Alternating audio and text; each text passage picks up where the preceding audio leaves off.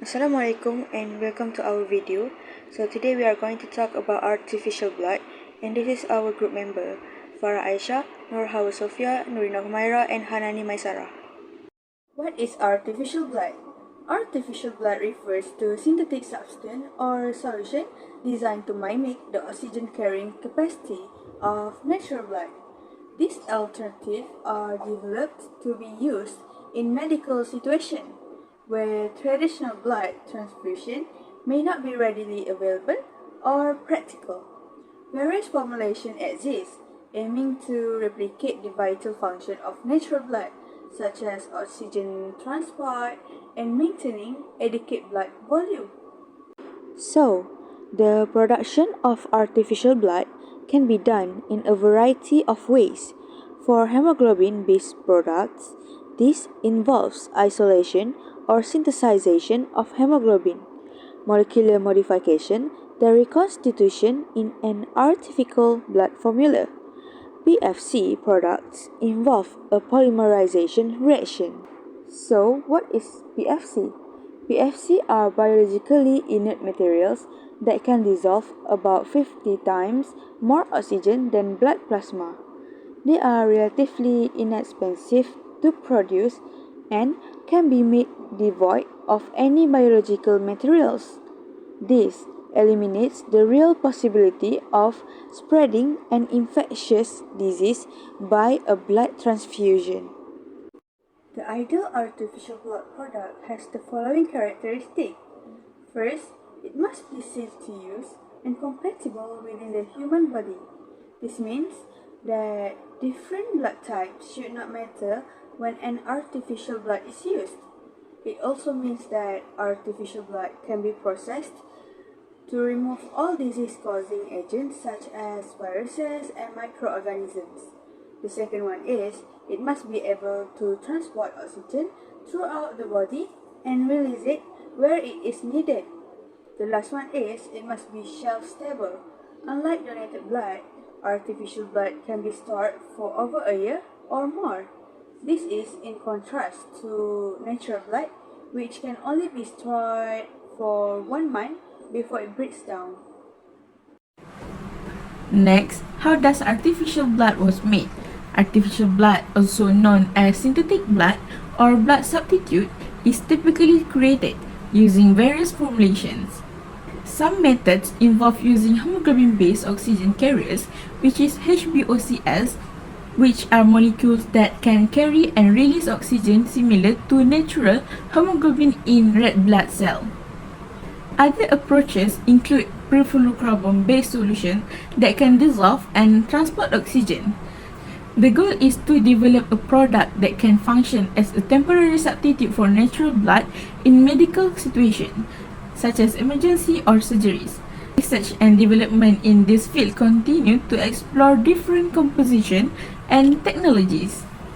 Moreover, stem cell technology, which is another avenue, involves the use of stem cells to produce red blood cells.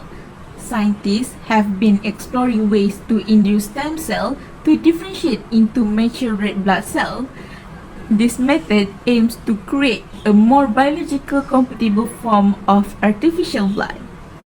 Creating artificial blood is a complex process that involves various components. Here is a simplified step-by-step overview. First, selection of base material. Choose a base material that mimics the oxygen-carrying capabilities of natural blood, such as hemoglobin or perfluorocarbons. Second, isolation of key component. Extract or synthesize key component like hemoglobin, ensuring purity and functionality. Third, oxygen binding. Modify or encapsulate the hemoglobin to ensure efficient oxygen binding and release. Next, adjusting viscosity and pH. Adjust the viscosity and pH to approximate the characteristic of natural blood. And then, anticoagulant and additive. Integrate anticoagulant to prevent clotting and include additive for stability. After that, sterilization and safety measures.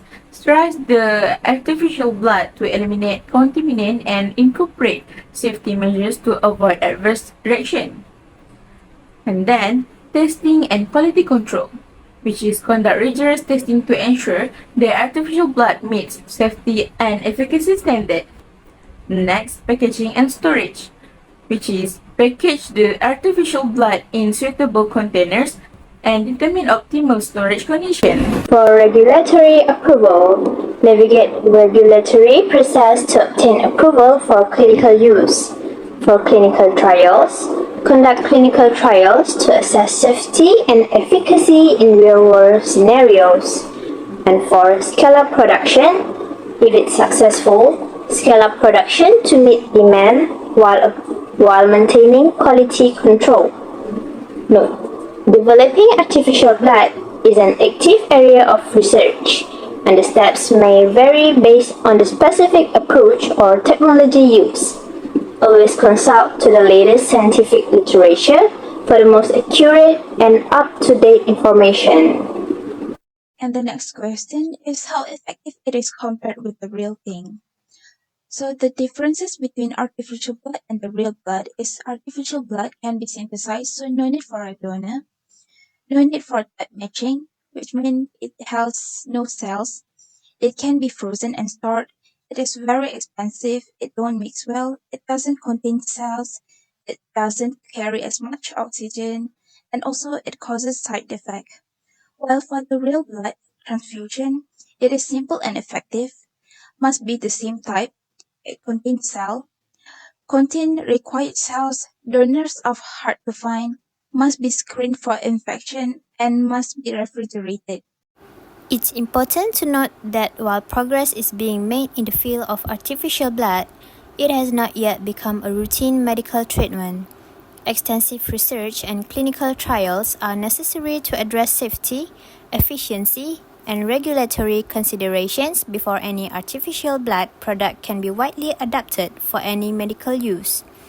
Additionally, developments may have occurred since my last update in January 2022.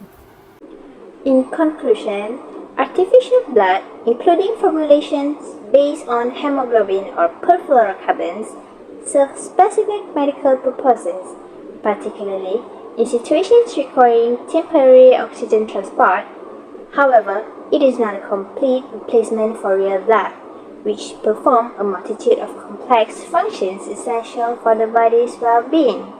While artificial blood has its own application in certain medical contexts, real blood remains unparalleled in its ability to carry out diverse psychological roles, and ongoing research aims to improve the efficiency and safety of artificial blood for various medical scenarios.